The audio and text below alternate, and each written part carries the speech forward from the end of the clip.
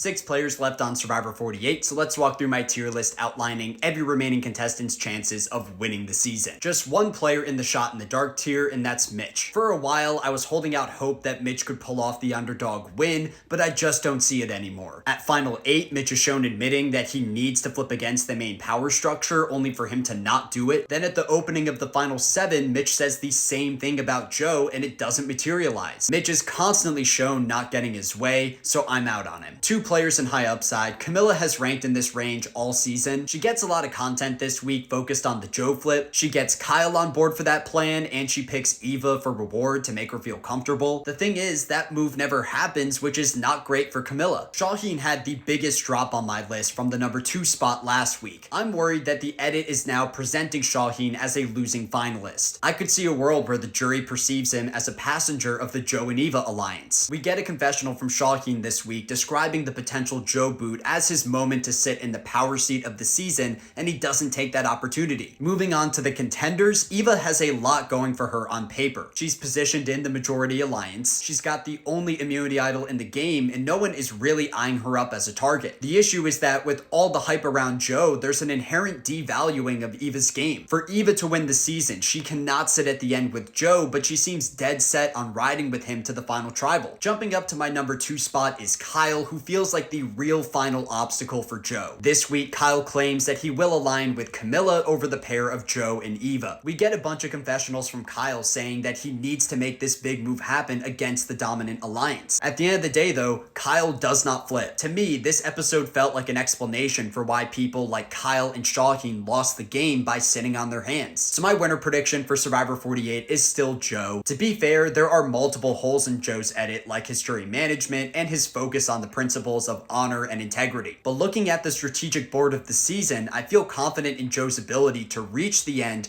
as long as he maintains his relationship with Shaheen. On top of that, the show straight up tells us that Joe is a jury threat, which is a similar editing technique that we saw with Rachel in 47. So there are the tiers. Let me know your thoughts.